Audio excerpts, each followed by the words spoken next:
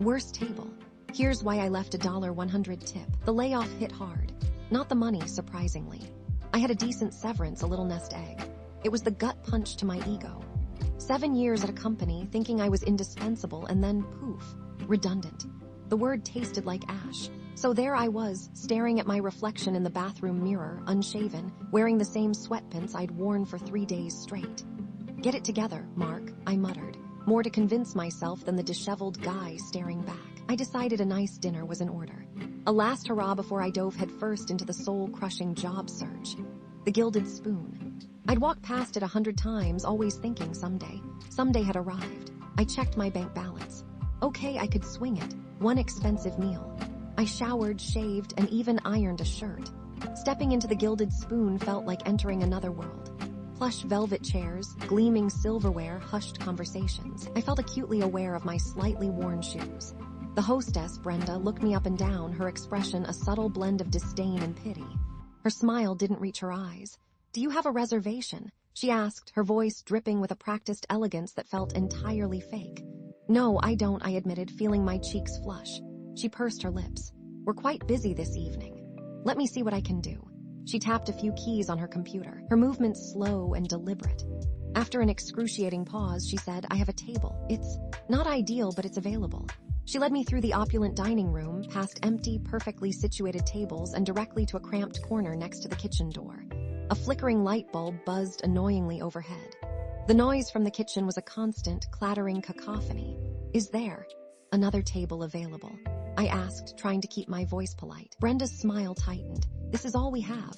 We're very popular. Perhaps you should have made a reservation." She turned and walked away without another word. Great. So this was my Sunday meal. My waitress, Emily, arrived a few minutes later, radiating a genuine warmth that was a stark contrast to Brenda's icy demeanor. "Hi, I'm Emily. So sorry about the table. It's not the best, but I'll make sure you're well taken care of." She actually seemed sincere. I ordered a glass of water and scanned the menu. The prices were as exorbitant as I expected. I decided on the pan-seared scallops. It was going to be a frugal job hunt from now on. Emily brought my water and apologized again for the table. "It's been crazy tonight," she said, wiping her brow with a quick swipe of her apron. "I'm running around like a chicken with its head cut off." As the evening progressed, I started to notice a pattern. Brenda was consistently short, with Emily barking orders and reassigning her tables to wealthier-looking patrons who arrived without reservations. I saw her pull Emily aside and whisper something, causing Emily's face to fall. At one point, I overheard Brenda talking to a busboy. "Some people just don't belong here," she said, glancing in my direction. "You can tell by looking at them. They don't appreciate the ambience. They don't order the expensive wine. They just take up space." My blood started to simmer. The flickering light above me was driving me insane. I tried to flag down Emily, but she was swamped. Every time she started to approach my table, Brenda would intercept her and send her in another direction. Then Mr. Henderson arrived. He was clearly a regular, dressed in an impeccably tailored suit, exuding an air of wealth and importance. Brenda practically tripped over herself to greet him, showering him with attention. He was supposed to be one of Emily's tables, but Brenda took over immediately.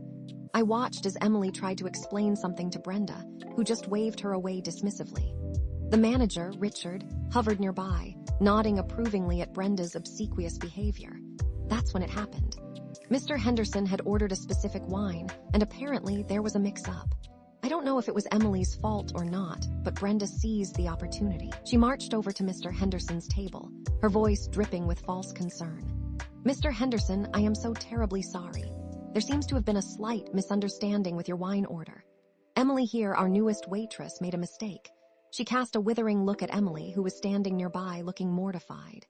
Richard, the manager, rushed over, his face flushed. "Mr. Henderson, please accept our sincerest apologies. This is unacceptable. We will, of course, comp your wine." He gave Emily a pointed look. "We'll have a little chat about this later, Emily." Emily looked on the verge of tears. I'd had enough. "Actually," I said, standing up, "it wasn't Emily's fault." All eyes turned to me. Mr. Henderson looked annoyed. Richard looked panicked. Brenda looked like she wanted to kill me. I overheard the conversation. I continued, my voice surprisingly steady. "Mr. Henderson specifically asked for a 2018 vintage." Emily repeated the order correctly. It was the bartender who grabbed the wrong bottle. She even asked for confirmation before taking to Henderson. Brenda's face contorted with fury. "Sir, I don't appreciate you interfering.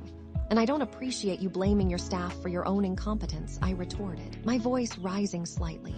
"I've been sitting here all night, watching you treat Emily like she's some kind of second-class citizen. You've been rude, dismissive, and frankly, unprofessional." Richard stepped forward, placing a hand on my arm. "Sir, I must ask you to calm down. This is highly inappropriate." "Inappropriate? What's inappropriate is the way you're allowing Brenda to treat your employees and customers. This whole place is pretentious and frankly overpriced. The only reason people come here is because they think it makes them look important. I was on a roll and I wasn't stopping, and the worst table in the house. Really?" Mr. Henderson looked intrigued. He leaned back in his chair, a slight smile playing on his lips. I had the feeling he was enjoying the show. Brenda was speechless, her face a mask of anger and embarrassment. Richard was sputtering, trying to regain control of the situation. I sat back down and finished my scallops. They were actually quite good, even if they tasted a little like vindication. I ordered the chocolate lava cake for dessert. It was probably another $10 I couldn't afford, but at this point I didn't care. When Emily brought the bill, she looked hesitant. I don't know what to say," she stammered. "Thank you for sticking up for me." I smiled. "You deserve it. You're a good waitress. Don't let anyone tell you otherwise." I looked at the total. $68. I pulled out my wallet and wrote a check for $168. On the tip line, I wrote $100. I also wrote a note on the receipt. "Emily, your service was excellent despite the challenges. You deserve better. Brenda, your behavior is unacceptable. Treat your staff with respect." I discreetly handed the bill to Emily. "Here you go. Consider it a thank you." She looked at the tip, her eyes widening in disbelief. I can't accept this." "Yes, you can." I insisted. "You earned it. Now go buy yourself something nice." As I walked out of the restaurant, I paused at the manager's station and deliberately dropped a business card. It wasn't mine, of course. I'd grabbed it from a stack at the library, something with the title Food Critic. The next day, my phone rang.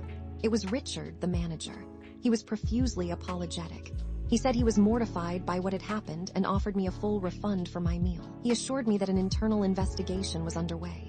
I simply said, "Thank you for your time," and hung up. A few days later, I received a message on social media from an account with no profile picture. "Thank you, from Emily." I replied, "You're welcome. I hope things are better." She wrote back, "They are. Brenda is different now. The manager is actually paying attention. And I got to keep the tip. Thank you, you really helped." That was all I needed to hear. The job search was still daunting. The layoff still stung, but somehow I felt a little bit better. I had stood up for someone and it had made a difference. Maybe I wasn't so redundant after all. And I haven't had the chocolate lava cake since then, but I have had better days.